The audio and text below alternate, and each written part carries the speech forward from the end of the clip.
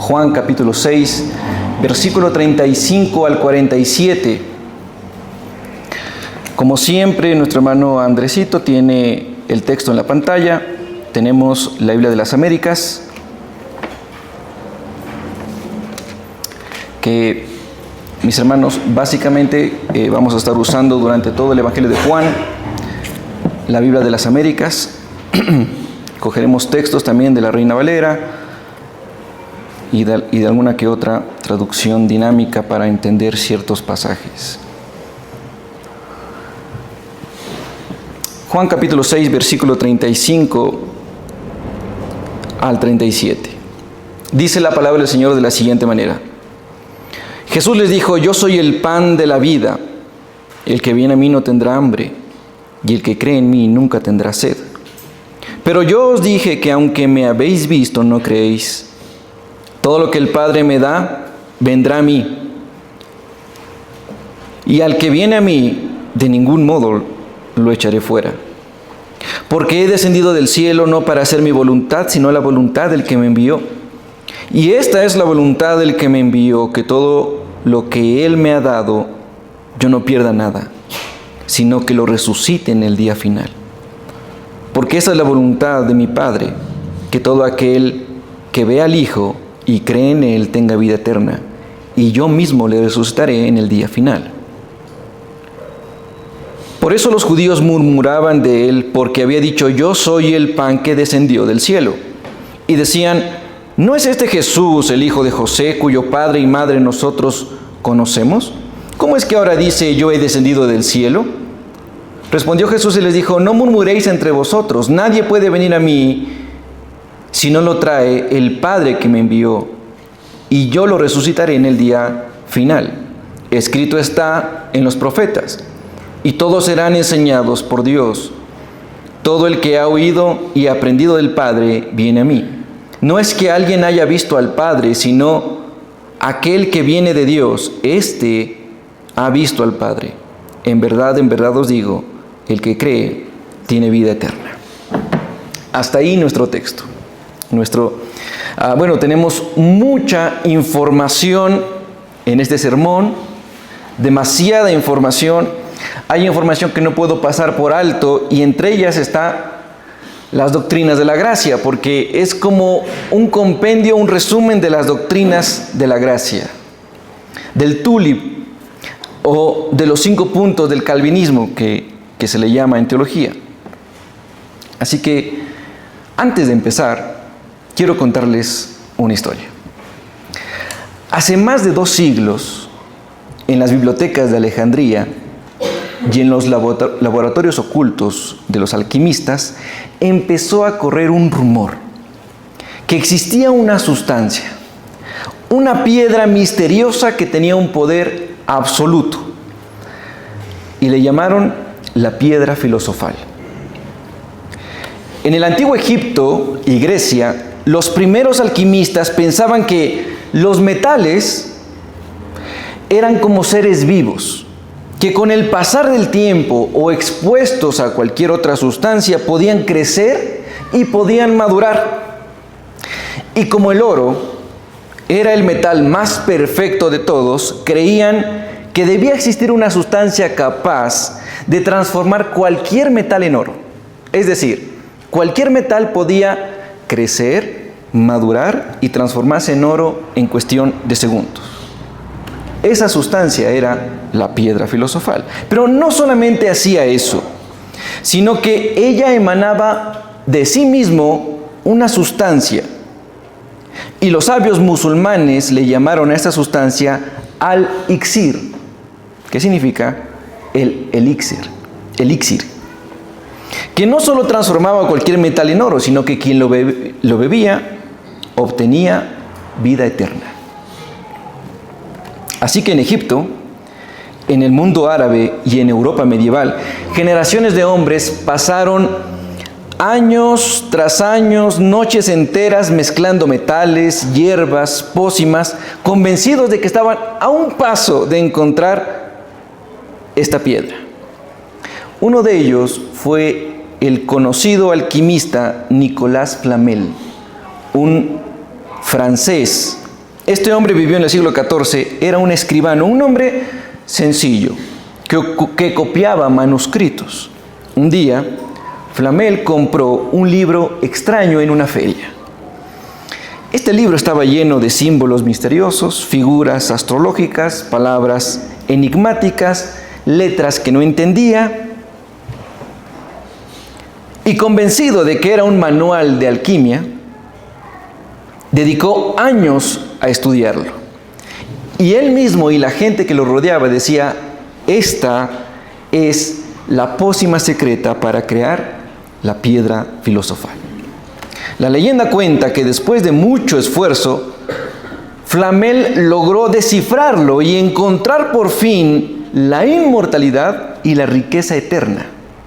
Sin embargo, la tumba de Nicolas Flamel se encontró en París, Francia, en un cementerio llamado el Cementerio de los Inocentes, que con el paso del tiempo en el siglo XVIII fue clausurado y finalmente destruido, por lo que los restos de Nicolas Flamel se perdieron como el polvo. Lo increíble de todo esto, mis hermanos, es que el mismo anhelo de Flamel late hoy en cada uno de nuestros corazones. Todos buscamos nuestra piedra filosofal. Todos. Unos en el dinero, otros en el poder o en la ciencia. Pero al igual que Nicolas Flamel, todos terminamos con las manos vacías. Vidas enteras, desperdiciadas en búsqueda del viento. Y es aquí donde la voz de Jesús resuena con fuerza y dice, yo soy el pan de vida. El que a mí viene nunca tendrá hambre, y el que en mí cree no tendrá sed jamás. Así que Jesús es más que una piedra filosofal. Él es el pan de vida. La vida eterna y la plenitud real que buscamos no se encuentra en un objeto, ni en una fórmula secreta, sino en una persona, en Cristo. Por eso he titulado este sermón, La salvación es del Señor. Así que hoy vamos a ver las buenas noticias que escribió el apóstol Juan. Un alivio a una búsqueda implacable de nada. Un alivio para el desespero de buscar nuestra piedra filosofal. Un milagro del que usted y yo, mis hermanos, casi nunca somos conscientes. Así que de esta manera comenzamos el estudio del día de hoy con el versículo 35, el cual ya lo estudiamos el anterior domingo, pero quiero hacer énfasis en algo que no mencionamos. Versículo 35 dice la palabra inspirada e infalible del Señor. Yo soy el pan de vida. El que a mí viene nunca tendrá hambre, y el que en mí cree no tendrá sed jamás. El anterior domingo explicamos este texto y explicamos la frase yo soy, ¿verdad? Él dijo yo soy el pan de vida, pero este yo soy no es un yo soy cualquiera.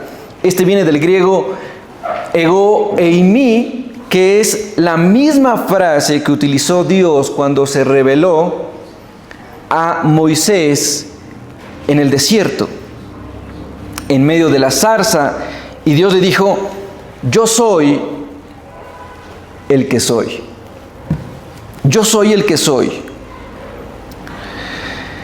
Esta frase, mis hermanos, es considerada como un verbo de existencia abierta. Él es el que existe, el que siempre será.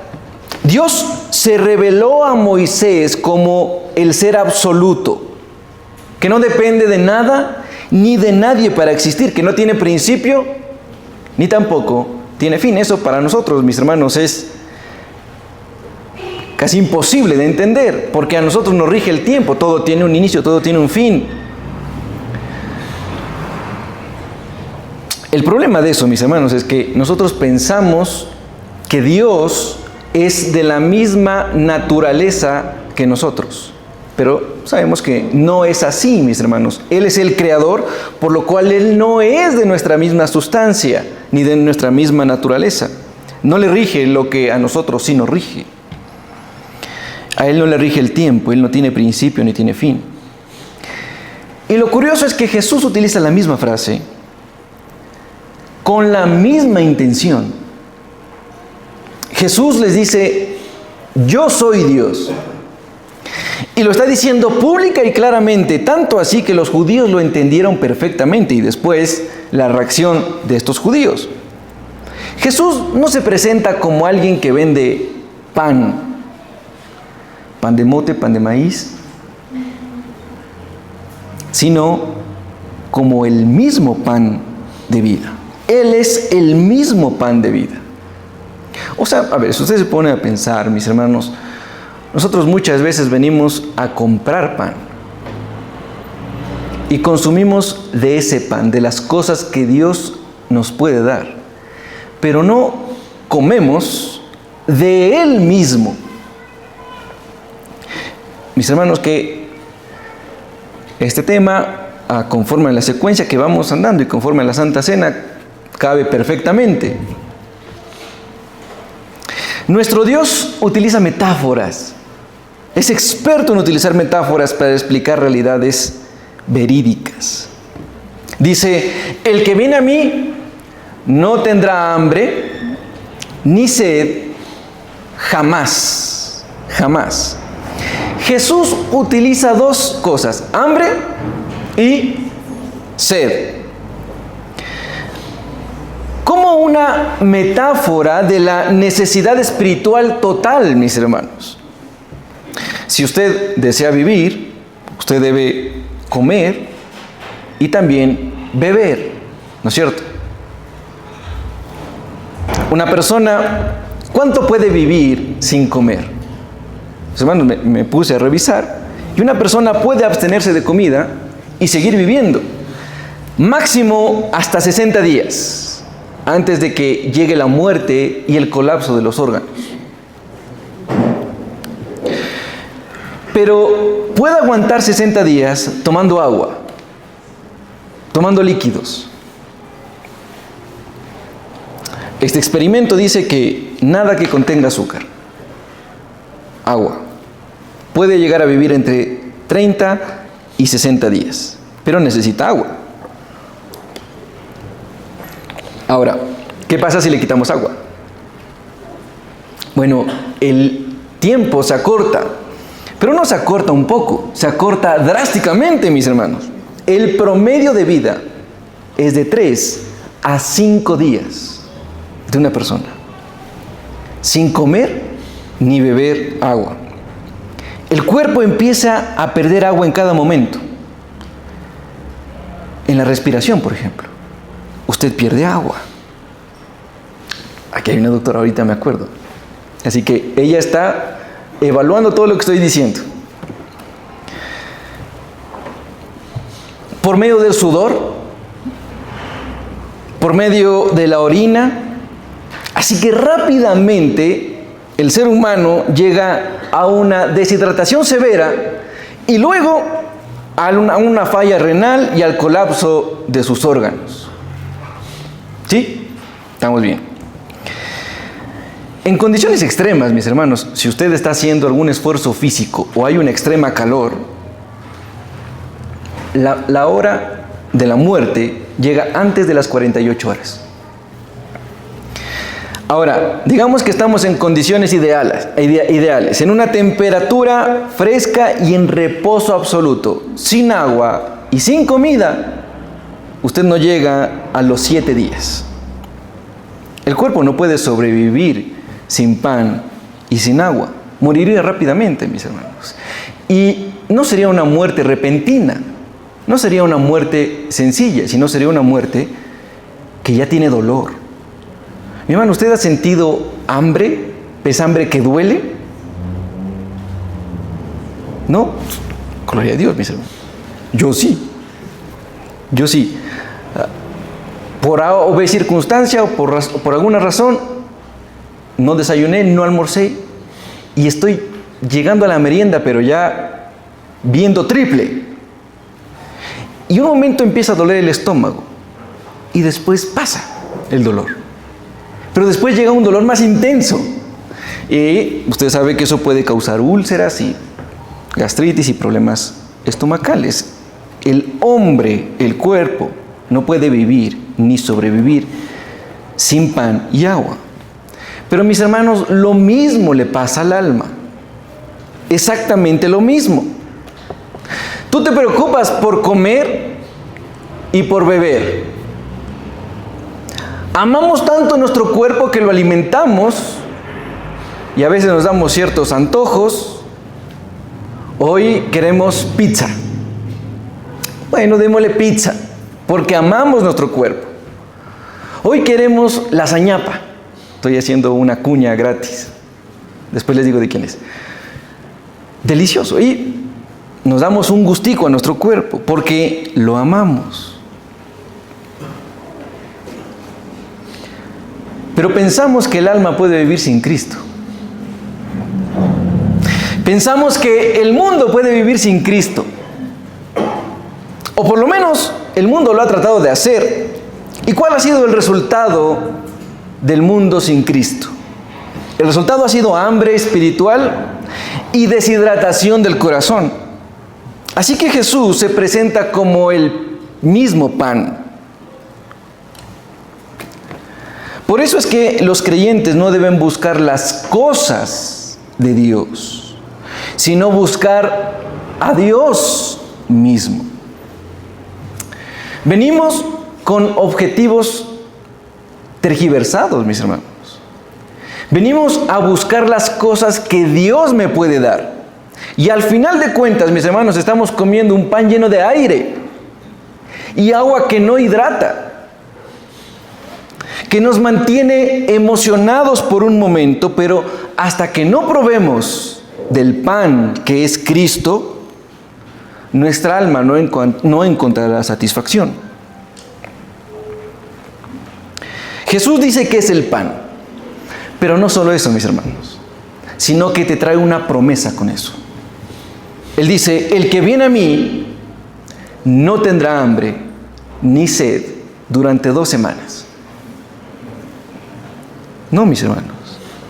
El que viene a mí no tendrá hambre ni sed. ¿Qué dice ahí? Jamás. Jamás.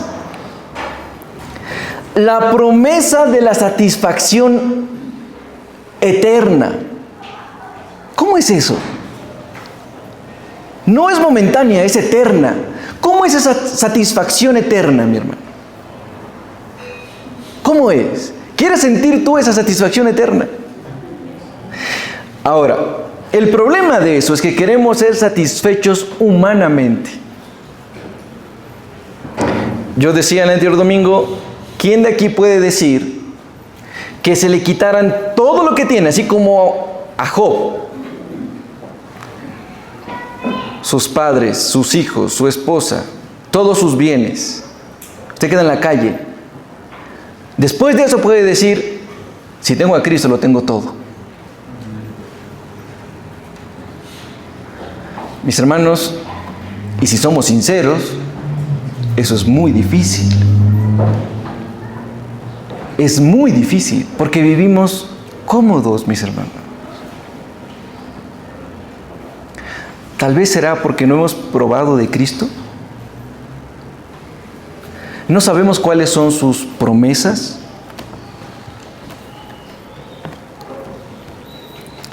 Y el Señor empieza a explicar y sigue hablando, versículo 36 al 37. Dice, pero os he dicho que, aunque me habéis visto, no creéis. Todo lo que el Padre me da, vendrá a mí. Y el que a mí viene, no le echo fuera. Mi hermano, el contraste es increíble. Vieron, pero no creyeron. Y desde aquí Jesús empieza a impartir la realidad de la salvación de principio a fin. Lo primero que hace, mis hermanos, les advertí que este sermón tenía mucha información. Así que necesitamos máxima concentración. Lo primero que hace es nombrar la doctrina de la elección o de la elección incondicional. Pero, pastor, ¿qué es esta doctrina de la elección? ¿Qué es doctrina de la elección incondicional? Jesús dice, todo lo que el Padre me da, vendrá a mí, ¿verdad? Los que el Padre entrega al Hijo, vendrán infaliblemente. Esta doctrina de la elección condicional es dicha por el mismo Señor Jesús en estos pasajes y en muchos más. Enseña de que antes de la fundación del mundo, antes de que el mundo fuese fundado, fuese hecho, Dios escogió soberanamente a ciertas personas para salvación. Pero no por algo que vio en ellas, en estas personas, como la fe, como las obras, sino únicamente por el consejo de su voluntad. Mis hermanos, usted tiene muchos conocidos, tiene muchos amigos. Si usted sale a la calle, saluda con mucha gente.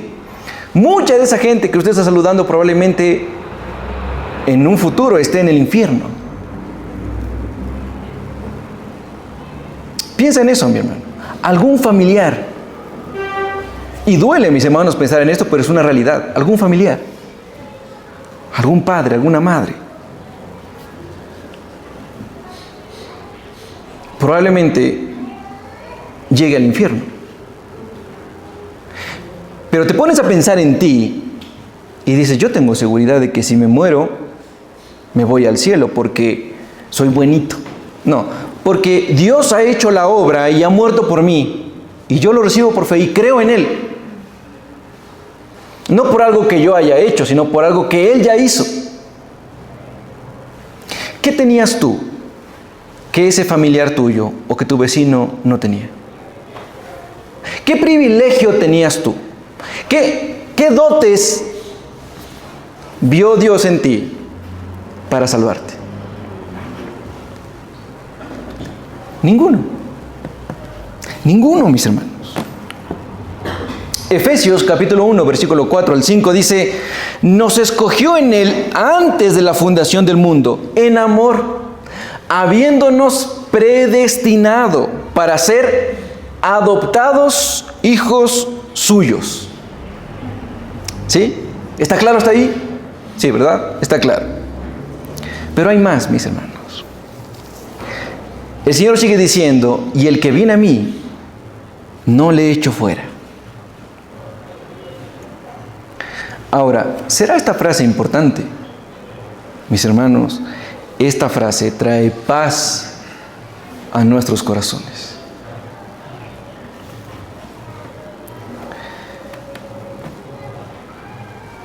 ¿Cuántos aquí probablemente han venido hoy medios desanimados o con dudas? No sé. ¿Cuántos hoy vinieron con problemas en su corazón, en su mente? No lo sé. Pero mis hermanos, pasamos por valles de sombras de muerte. Pasamos por el fuego. Y ahí es que entra esta promesa. Y el que viene a mí, yo no le echo fuera. Caíste ayer, pecaste. Te equivocaste. Rechazaste al Señor.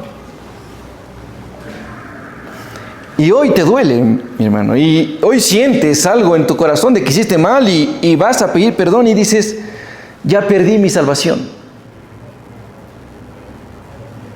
¿Será que perdemos la salvación? Imposible, mis hermanos, porque el que a Él va, Él no le echa fuera. Esto es seguridad eterna. Mi hermano, no existe un rechazo por parte de Dios para aquel que es creyente, para el verdadero creyente. Nuestra fe descansa en la voluntad de Dios, no en lo volátil de nuestros sentimientos, mis hermanos. Eso es una gran noticia.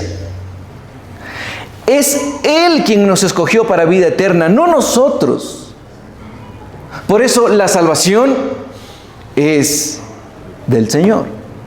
versículo 38 al 40. Dice, porque he descendido del cielo no para hacer mi voluntad, sino la voluntad del que me envió.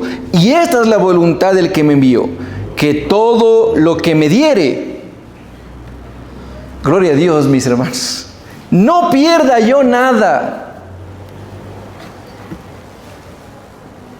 sino que lo resucite en el día postrero. Y esta es la voluntad del que me ha enviado, que todo aquel que ve al Hijo y cree en Él tenga vida eterna, y yo le resucitaré en el día postrero. Qué hermoso texto, mis hermanos. Ahora vamos en orden. Porque he descendido del cielo no para hacer mi voluntad, sino la voluntad del que me envió. Primero, recuerden que Jesús dijo, yo soy, ¿verdad? Ego eimi. Ahora dice, yo he descendido del cielo. Es decir, el origen de Jesús no es terrenal, sino celestial. Él tiene un origen celestial. Pero no solo eso, sino que la presencia de Jesús es continua. ¿Sí me hago entender? ¿O lo explico? Lo explico. Jesús no llegó a existencia cuando nació. ¿Cuándo nació la segunda persona de la Trinidad? ¿Cuándo llegó a existir la segunda persona de la Trinidad?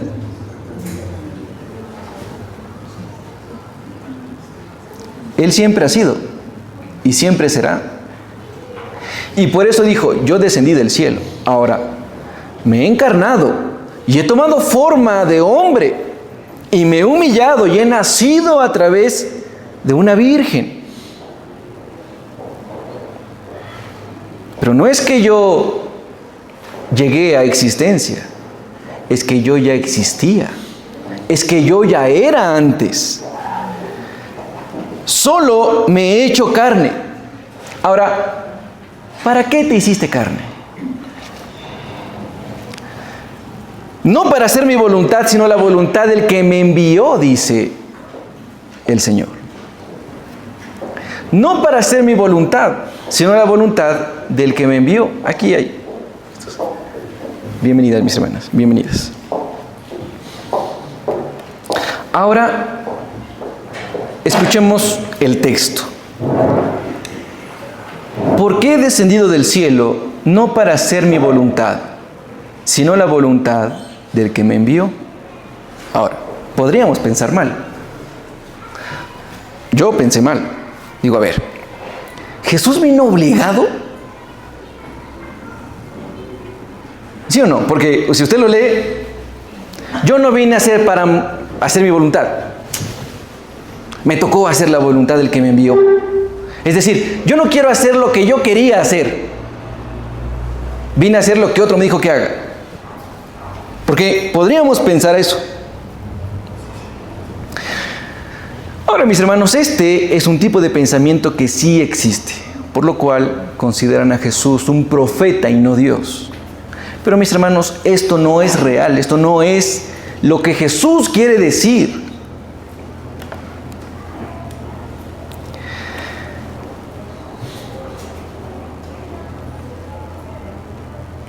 Jesús está hablando en un orden de ideas. Él dice, yo soy el gran yo soy. Yo soy el autoexistente. Yo soy el Dios Trino, que ha descendido del cielo, se ha encarnado y he tomado forma de siervo obediente a los preceptos que yo mismo dije en el seno eterno de redención, o en el consejo eterno de redención. ¿Sí? Obediente. ¿Qué es el consejo eterno de redención? La Trinidad. La Trinidad, Padre, Hijo y Espíritu Santo. El Señor lo que está diciendo es que, a ver, yo he hecho un decreto, porque yo soy el gran yo soy. Padre, Hijo y Espíritu Santo. Hemos decidido salvar a un remanente, a un pequeño grupo de la humanidad. Ahora yo he descendido, me he encarnado como un siervo obediente a ese decreto, siendo 100% hombre.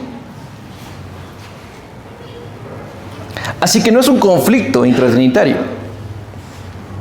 sino que a esto, mi hermano, para aquellos que quieren tomar nota, se le conoce como una sumisión funcional dentro de teología. Sumisión funcional. Por esta razón tenemos otras buenas noticias, mis hermanos. Otras buenas noticias. La voluntad del Dios Trino es que los que han creído sean salvos, pero que nunca se pierdan. Que nunca se pierdan. No por lo que hagan los creyentes o escogidos, sino por la perfecta obediencia de Jesús al decreto intratrinitario. Ahora, mis hermanos, lo voy a explicar de la siguiente manera. Esto lo mencionamos un día miércoles, cuando hablamos acerca del Evangelio, de cómo tener una relación personal con Dios. Yo topé este tema. A ver los que se acuerdan. ¿Qué es lo más importante que ha hecho el Señor Jesús? ¿Nacer, vivir, morir o resucitar? La mayoría de gente dice morir y resucitar. Porque dicen, a través de eso me ha perdonado los pecados y me ha dado vida eterna. Sin embargo, mis hermanos, eso sí es importante. Pero hay algo que también es igual de importante, que es la vida del Señor Jesucristo. ¿Sabes por qué, mi hermano? Porque esa vida es imputada a ti. Una vida perfecta y sin mancha es imputada a un hombre imperfecto e impuro. Esa es la salvación. Esa es la redención, mi hermano. Por eso es que Él murió por nosotros y nos ha dado salvación, y de los que son salvos, ni uno se va a perder. Pero no por ti, sino por la vida y la muerte y la resurrección de Jesús. Amén. ¿Estamos claros? Sí, ¿no es cierto? Bien. Versículo 39 dice: y esta es la voluntad del que me envió, que de todo lo que me ha dado no pierda yo nada, sino que lo resucite en el día postrero. Bien. Primero, todo lo que me ha dado. Esta frase está en pasado. Todo lo que me he dado. Esto, mi hermano, es un acto que fue tomado en una eternidad pasada, pero su efecto es permanente. Todo lo que me he dado, esto está conmigo y no se pierde. ¿Sí? Ahora, aquí hay algo esencial. Pero antes de eso, déjeme solamente ver una cosa, porque parece que no se me ha guardado algo importante. Porque veo que me estoy saltando.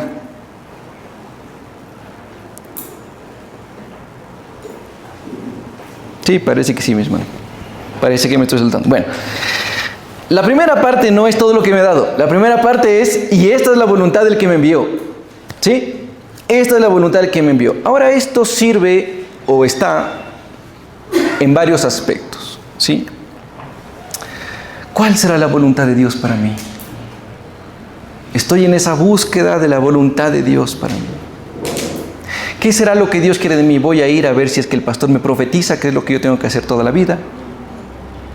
Y llega el pastor y te profetiza y te dice que te tienes que ir de misión a África. Este pastor no ha servido, me voy donde otro. Te vas de misión a Estados Unidos con todos los gastos pagados. Gloria a Dios. No, mis hermanos, no es esa la voluntad del Señor. Pero ¿cuál es la voluntad de Dios? Y esto sirve para muchas cosas. El primero, que todo lo que Él ha dado no pierda yo nada. La voluntad de Dios es que tú seas salvo y que vivas conforme a esa salvación. Y como dije hace rato, esto está en pasado. Que todo lo que me ha dado, yo no pierda nada. Este efecto es permanente. Ahora aquí hay algo que yo no quiero pasar por alto. Y es la expiación limitada. ¿Sabemos qué es la expiación limitada? Vamos a explicarla brevemente. Dice, de todo lo que me ha dado. No que le dio todos y cada uno de los seres humanos. Eso no dice.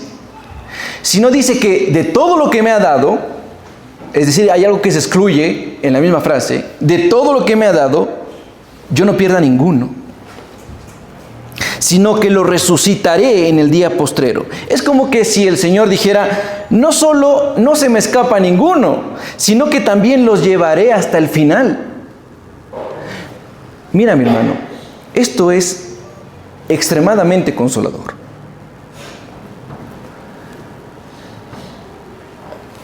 La anterior semana tuve la oportunidad de conversar con alguien que pasa por dificultades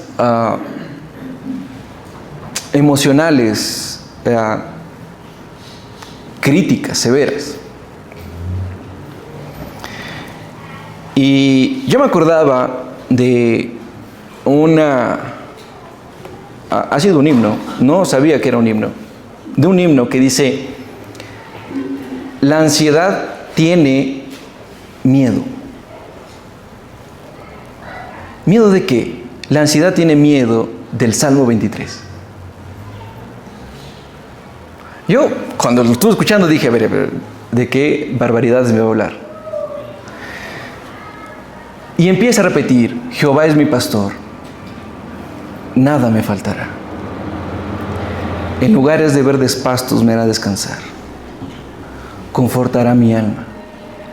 Me guiará por sendas de justicia, por amor de su nombre. Su bondad y su misericordia me perseguirán todos los días de mi vida. Y dije, es verdad. Jehová es mi pastor, nada me faltará. Jehová es mi pastor y Él confortará mi alma. Jehová es mi pastor y Él me guiará por sendas de justicia, por amor de su nombre. Y aunque pase yo por un valle de sombra, Él está conmigo. Y aunque tenga que yo caminar sobre el fuego, Él estará conmigo. No me quitará del fuego inmediatamente, pero estará conmigo ahí. Y Él ha prometido que de todos los que le dio no se escapa ninguno. No se me escapa ninguno, sino que también los llevaré hasta el final, dice el Señor. Mi hermano, mi hermana, la seguridad eterna de salvación no descansa en nuestra moralidad. No es que tú estás seguro de que te vas al cielo por tu comportamiento, sino que nace en el decreto del Padre y en la obediencia perfecta del Hijo. Ahí descansa nuestra salvación. Así que no hay posibilidad de pérdida, mis hermanos. Zach Williams escribió lo siguiente: pavimenté mi propio camino al infierno con piedras que puse yo mismo, y para ser sincero, construí la carretera muy bien. Sé lo que he hecho y que si me enfrentaría al juicio final de Dios, no podría asumirlo por mi propia cuenta. Pero gloria a Dios que intervino mi Salvador. Mira, mi hermano, tú y yo hemos pavimentado con nuestras propias manos nuestro camino al infierno. Hemos puesto piedra tras piedra de rechazo al Señor, de malas decisiones, de muchas cosas. Y lo hemos hecho bien, mis hermanos, perfectamente bien. Pero gloria a Dios que intervino Jesús de Nazaret, quien tomó forma de siervo fiel y obediente y nos ha comprado a precio de sangre, mis hermanos. Versículo 40 dice: Porque esta es la voluntad de mi Padre, que todo aquel que vea al Hijo y cree en Él, tenga vida eterna.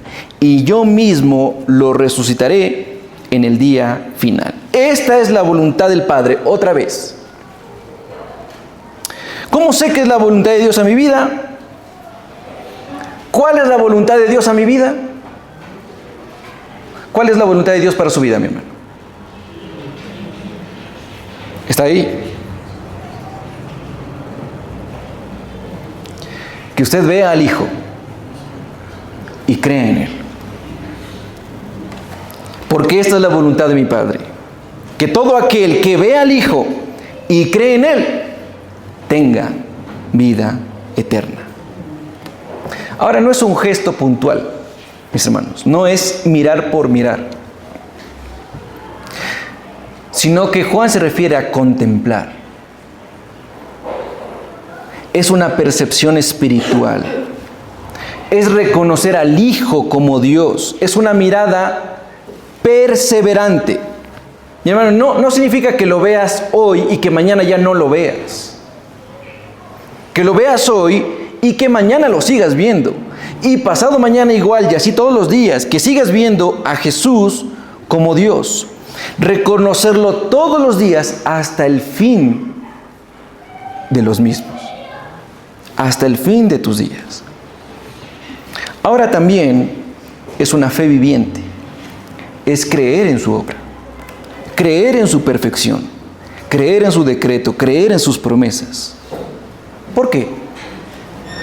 Porque la fe es el camino visible por el que se cumple el decreto invisible, mi hermano.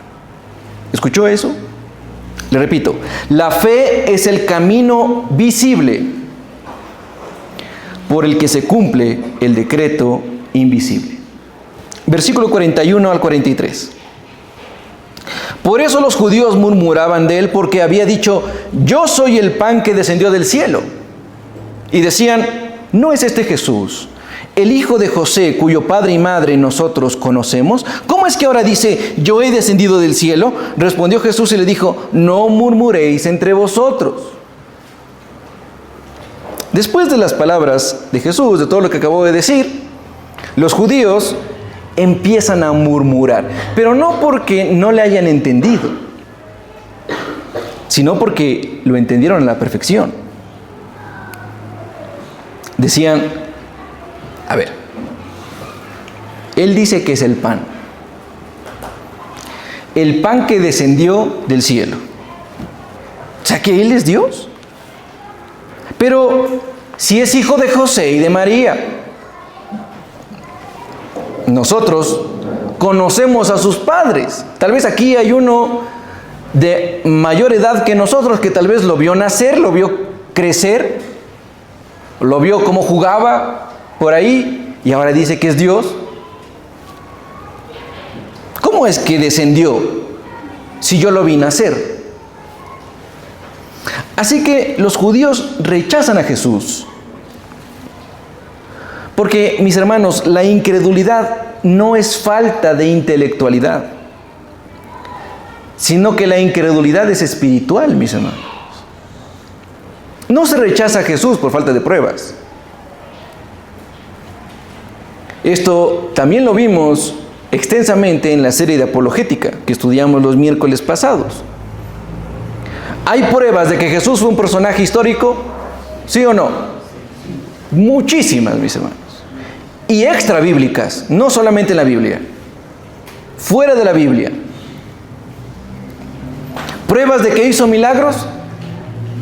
Mis hermanos, hay muchísimos escritos extra bíblicos que hablan de los milagros de Jesús. ¿Pruebas de que no fue encontrado su cuerpo? Sí, mis hermanos. Pruebas de que la tumba estaba vacía. ¿Hay pruebas de que resucitó? Mis hermanos, hay testigos oculares incrédulos que vieron a Jesús. Flavio Josefo, historiador de la época, en uno de sus textos dijo: y este carpintero nazareno, el que fue crucificado y que fue sepultado, lo han visto más de 500 personas.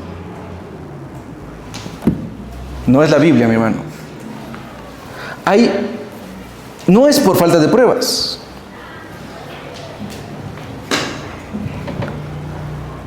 Después de resucitado, lo vio un hermano que era incrédulo y se convirtió. ¿Quién era?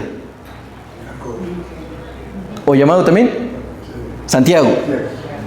¿Quién escribió la carta de Santiago? Luego usted, este es el Hijo de Dios. Porque antes era incrédulo. Este es mi hermano. O sea, así que no es por falta de pruebas, mi hermano. La incredulidad no es falta de intelecto. La incredulidad es un problema del corazón, mi hermano. Y aquí hay otro problema. Porque el Evangelio, por lo general, choca con las cosas que a nosotros nos gustan. Con las cosas que a nosotros nos agradan. Con las cosas que nosotros no queremos dejar. Y ahí es cuando llegan frases como que, no, yo no estoy de acuerdo por eso. Pero si la Biblia lo dice, no, pero no estoy de acuerdo. Versículo 44 al 45. Nadie puede venir a mí si no lo trae el Padre que me envió, y yo lo resucitaré en el día final. Escrito está en los profetas, y todos serán enseñados por Dios. Todo el que ha oído y aprendido del Padre viene a mí. Así que están murmurando, están diciendo que este es el hijo del carpintero y de María, que este no ha descendido. Y el Señor Jesús, como lo sabe todo, le dice, a ver, dejen de murmurar. Dejen de murmurar. ¿Por qué? Porque nadie puede venir a mí si el Padre no lo trae. ¿Qué respuesta es esa? Tal vez yo les hubiera dicho, a ver, dejen de murmurar. Significa que yo era Dios y que descendí y me encarné. No, pero no explica eso, sino que dice, ninguno puede. ¿Y por qué dice esto? Bueno, esta palabra es la palabra dinatai en griego. Es decir, ninguno tiene el poder o la capacidad ontológica de ir a Él. Pastor, ¿qué es ontología? ¿Qué es la capacidad ontológica? Lo explico. La ontología es lo siguiente: ser más lógica igual estudio. En otras palabras, estudia la naturaleza, la existencia fundamental de las cosas. Pero, mi hermano, porque sé que este sermón tiene mucha información, voy a hacerlo de una manera entendible. Una incapacidad moral de acercarte a Jesús, ¿cuál sería? Incapacidad moral de acercarte a Jesús. No quiero venir a Cristo porque no me atrae, porque mi corazón prefiere otras cosas. Punto. Incapacidad moral. Ahora, ¿cuál sería una incapacidad intelectual? No entiendo suficiente el Evangelio, hay cosas que no tengo claras, me falta información o claridad. Una incapacidad intelectual. Ahora, ¿cuál sería la incapacidad ontológica? En mi propio ser, en mi propia naturaleza caída, yo no tengo la capacidad de ir a Jesús. No solo porque no quiero o porque no entiendo, es que como ser humano caído yo no puedo. Estoy incapacitado de ir a Jesús. Y es lo que Jesús les está diciendo. Ninguno puede venir a mí si el Padre no lo atrae. ¿Sí? A esto se le conoce como, la primera parte se lo conoce como depravación total. Mis hermanos, estamos depravados totalmente. Ahora, ¿a qué me refiero con depravación total? El hombre está muerto en sus delitos y pecados. El hombre no puede ni quiere acercarse a Dios. Por lo tanto, no puede ir a Cristo. El pecado, mi hermano, ha afectado tanto la mente, la voluntad y la naturaleza entera del ser humano. De modo que fuera de la gracia de Dios no hay un movimiento hacia Cristo. Pero si es así, pastor, a ver, ¿por qué estoy aquí? Sentado, escuchando el Evangelio. ¿Por qué creo en el Padre? ¿Por qué creo en el Hijo? ¿Por qué creo en el Espíritu Santo? Justamente porque el Padre te ha llamado irresistiblemente a lo que se conoce como la gracia irresistible. Es decir, Dios te ha atraído eficazmente, no porque tú hayas tenido la voluntad, sino porque el Padre ha trabajado en tu corazón. Ahora ya les hizo calor. A ver, ok, les quito, les pongo, ¿qué mismo hago? A ver, mis hermanos.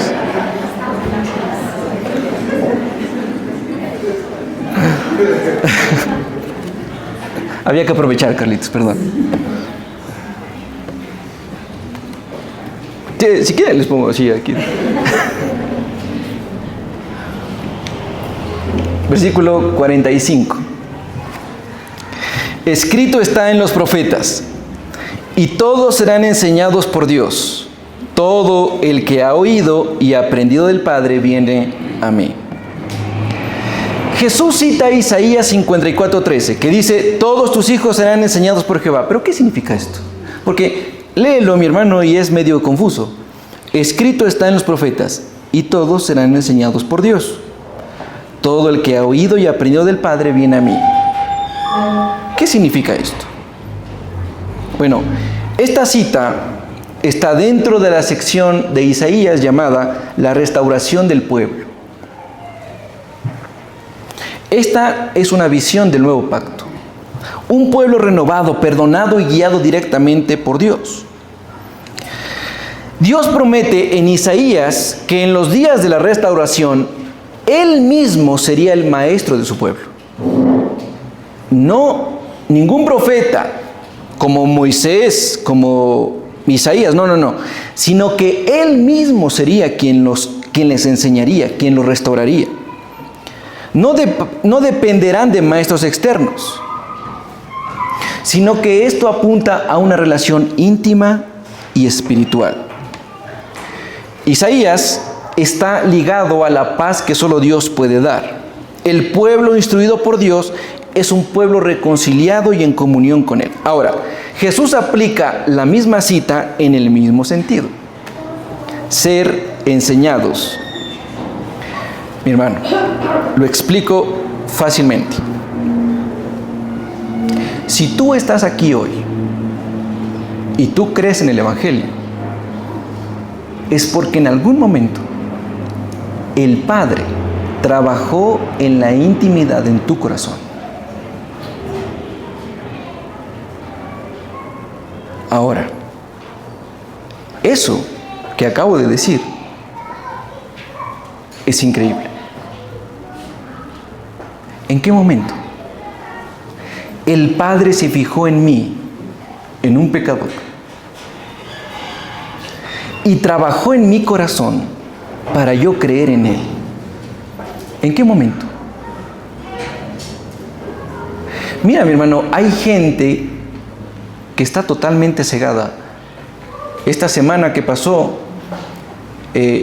Charlie Kirk fue asesinado. Tal vez muchos sabían quién era él o no, conocen su historia o no. Un hombre de 31 años de edad. Una de las voces más importantes en Estados Unidos acerca de la defensa de la fe, el cristianismo y ideales políticos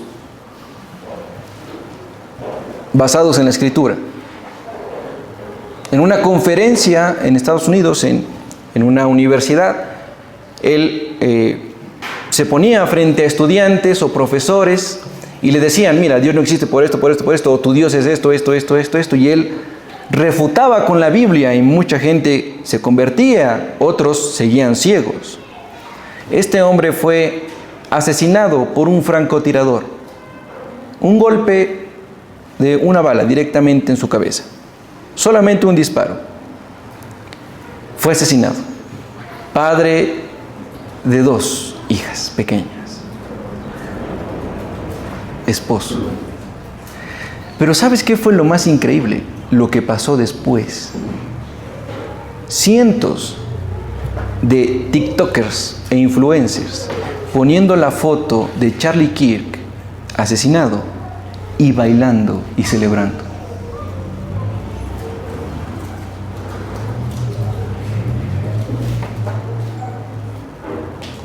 ¿A qué persona le cabe en la cabeza eso?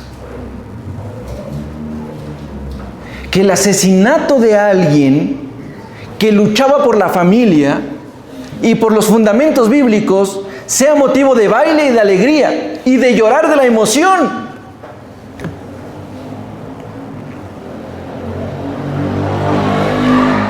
Esta gente está tan cegada, obviamente cegada, que no entiende que la Biblia dijo, el Señor Jesús dijo, que ni aun las puertas del Hades prevalecerán sobre la iglesia. Callaron a un hombre que luchaba por la verdad. Sí, y es motivo de tristeza. Para mí fue un motivo de mucha tristeza. Yo lo seguía a él desde hace mucho tiempo. Fue un motivo de mucha tristeza, pero ¿quién está dispuesto a morir por la verdad?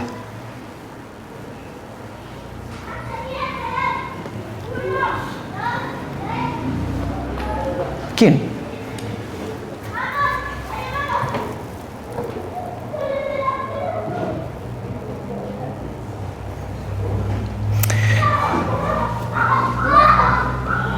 Tu fe no nació cuando escuchaste un sermón, mi hermano,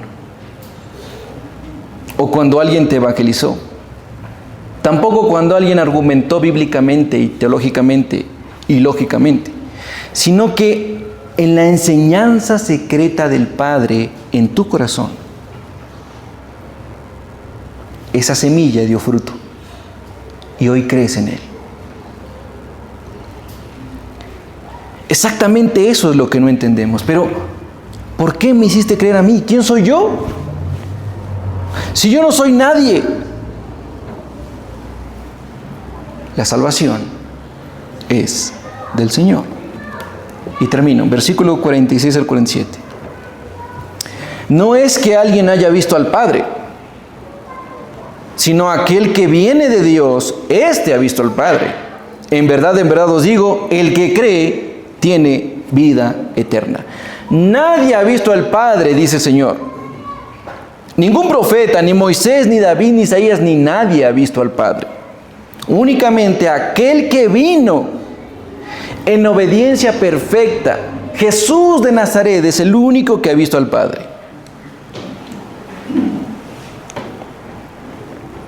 Y termina asegurando que como Él ha visto al Padre, quien cree en Él, de verdad tiene vida eterna. Ahora quiero mencionar algo, mis hermanos, porque hasta ahí llega nuestro texto. Quiero mencionar algo. Dios no te da vida temporal hasta que falles. No. Él no te da una vida temporal hasta que falles. No, Él te da vida eterna, siempre. Siempre. Puede ser que tú te hayas alejado de la iglesia y hayas ido al mundo por un tiempo, pero regresaste. Estás aquí y te has arrepentido. No es que perdiste la salvación y ahora la volviste a encontrar. Es que saliste y fuiste mal testimonio. Y por tu culpa, gente vituperó el nombre de Jesús. Pero ahora estás aquí y necesitas arrepentirte.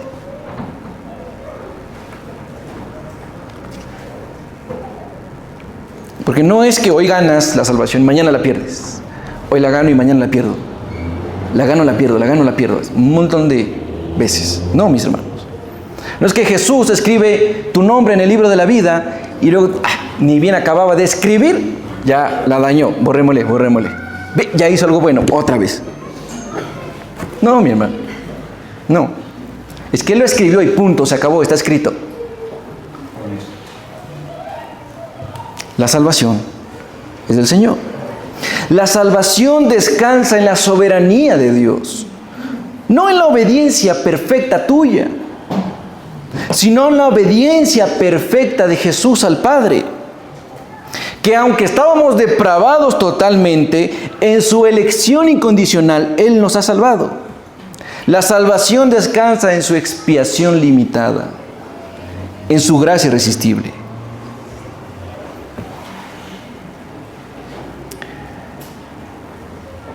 Ahora, por todo eso es que los santos perseveran. ¿Qué significa que los santos perseveran? Que no te quedas, que continúas caminando, que ha sido un camino difícil, pero continúas caminando y sigues caminando. Ahora, ¿por qué perseveran los santos? Porque Dios los preserva. Si los santos perseveran, es porque Dios los preserva. Como usted se podrá dar cuenta, a mí me encantan las historias. Me fascina. Y te voy a contar otra. La historia de Tántalo. ¿Has escuchado la historia de Tántalo? Es una historia de la mitología antigua. Dice que este hombre mitológico, por muchas cosas que hizo, que no voy a entrar en detalle, fue condenado por los dioses a vivir en una laguna con el agua hasta el cuello y en su cabeza con ramas de frutas. Así por la eternidad. Entonces este hombre que estaba metido ahí, que no podía salir, que estaba ahí toda su vida, no se ahogaba, pero estaba con el agua hasta el cuello. Tenía sed. Es facilito tomar agua, ¿no es cierto? Pero cuando él quería tomar agua, el agua se hacía a un lado. Entonces decía, bueno, entonces voy a comer las frutas que están en mi cabeza. Y cuando él hacía para arriba y cogía, las frutas se hacían por un lado. Como que las frutas decían, guácala.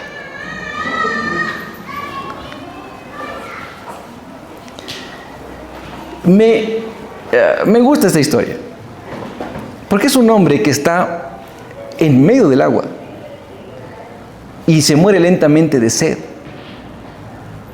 Y está debajo de la comida y se muere lentamente de hambre. Las tenía ahí. Hermanos, hemos visto que el hombre puede sobrevivir semanas sin pan y apenas días sin agua. Pero el alma no puede vivir ni un segundo sin Cristo. Como Tántalo, atormentado con sed que nunca se podía saciar. O como Midas, que contamos el anterior domingo, rodeado de oro, pero muriendo de hambre. O como Flamel, el que mencionamos hoy, persiguiendo una piedra que nunca existió. La humanidad busca desesperadamente saciarse en lo que no llena, mi hermano. Y Jesús rompe ese espejismo y dice, yo soy el pan de vida.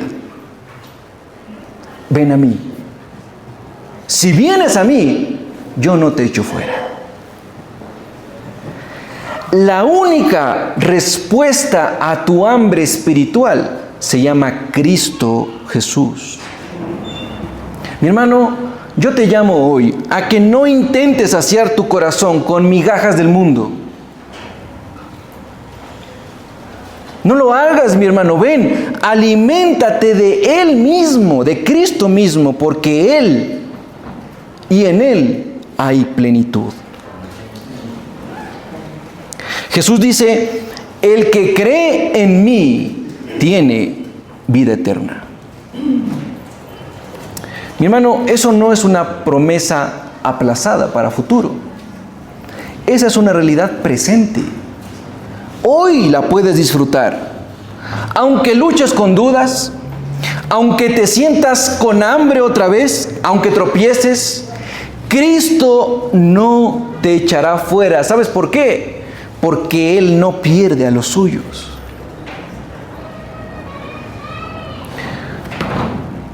Cuando la culpa te acuse, porque te va a acusar, escucha su voz. Yo soy el pan de vida. Cuando el cansancio te agobie, porque te vas a cansar, mi hermano, escucha su voz. Yo te llevaré hasta el final. Y algún día diré, me voy a casa. Cuando el mundo te ofrezca 1000 sustitutos de Dios, afirma con fe, mi hermano, nada me sacia fuera de Cristo. El hombre buscó la piedra filosofal para tener oro y vencer la muerte.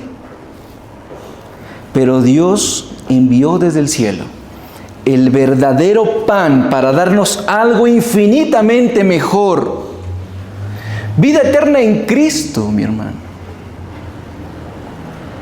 No necesitas una piedra mágica. Necesitas una persona viva.